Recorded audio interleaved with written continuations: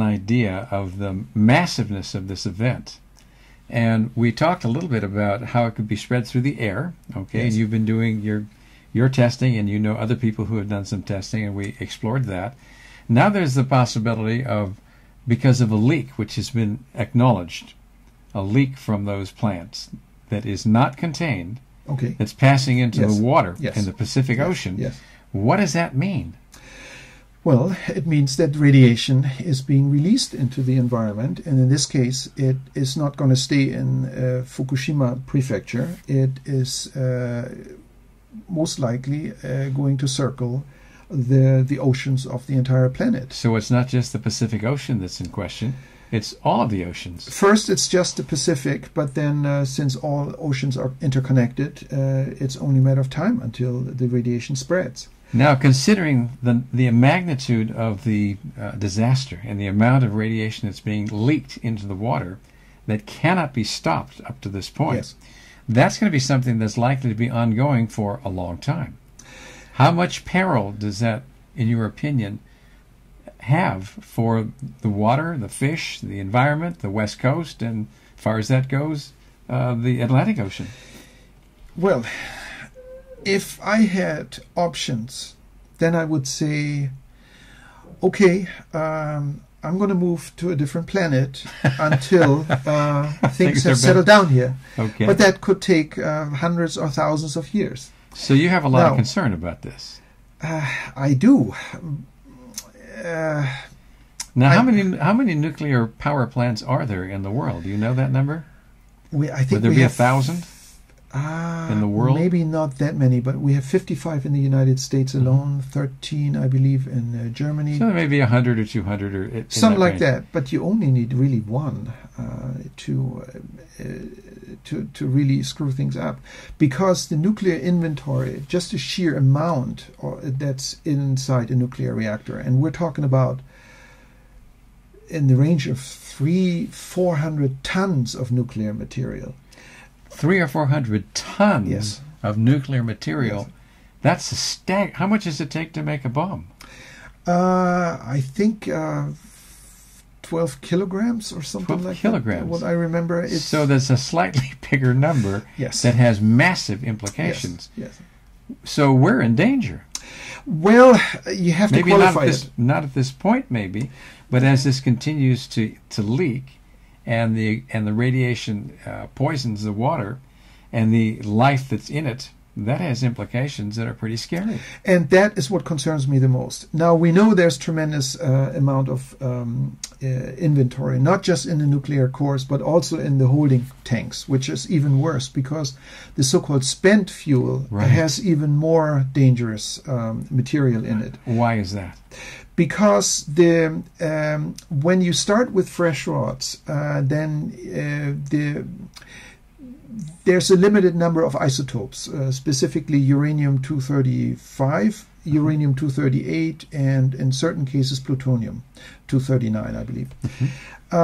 Once the fission process continues, a daughter nuclei will be produced in large quantities, and they can be a lot more nasty than the initial. So they're even more dangerous to human life. I would say so, yes. Wow.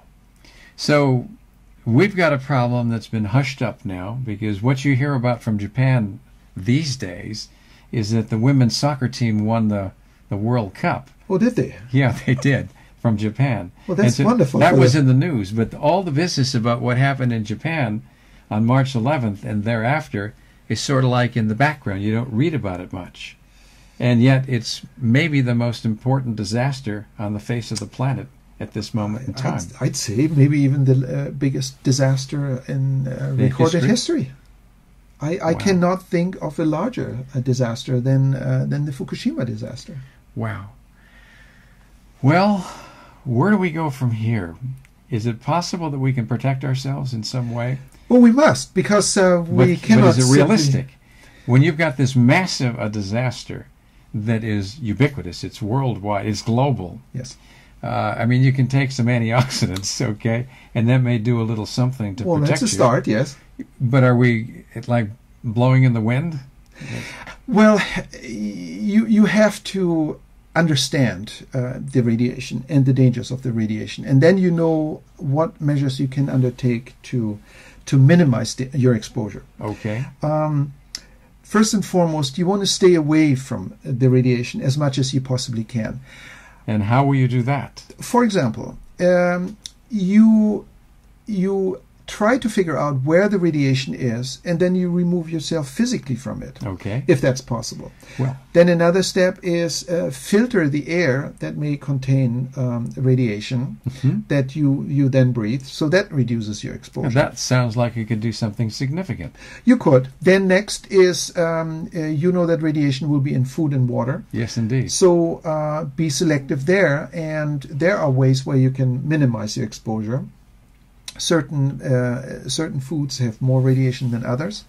Water, there's actually a relatively easy technological way to get rid of the radiation. Tell us about that. That's important, because that may be one of the major ways we get radiation poisoning. I would say the water is probably a critical one, and it's also one where one has quite a bit of influence over removing the radiation. So you can control the radiation that you drink. Yes. What do? You do In use fact, a filter of some kind? Yes, but you have to use several stages, and I'm glad you asked.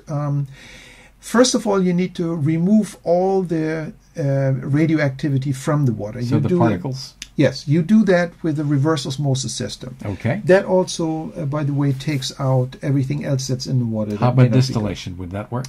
Distillation would also work.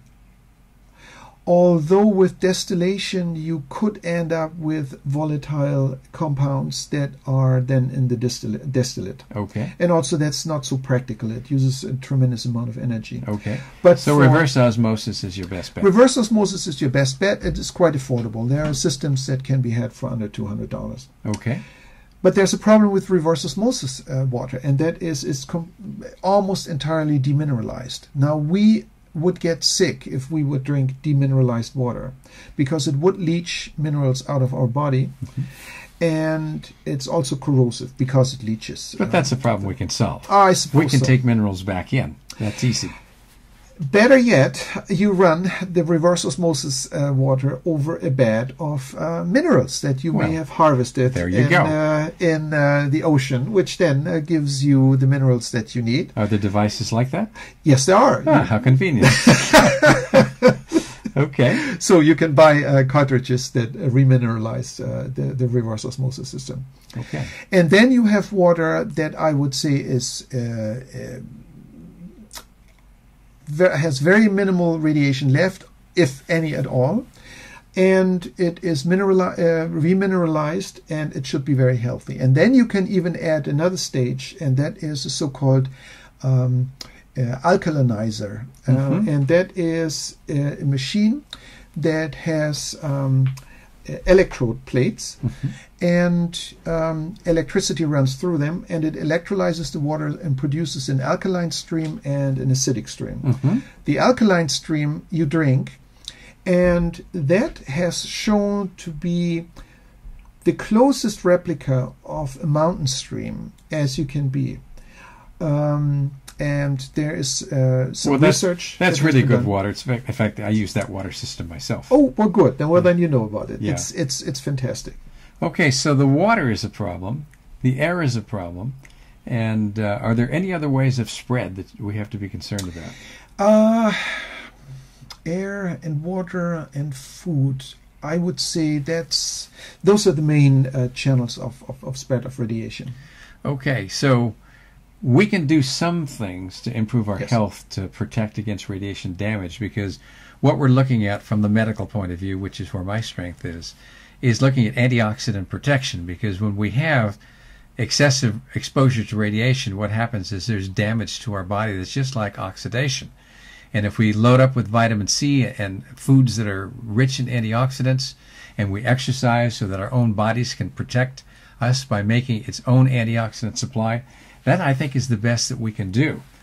So that's, I think, one way that we can go about that too. So we've been looking at what happened, the precautions that could have stopped this thing earlier from deteriorating, at the way that the radiation has spread, at the dangers of spread from both air and water and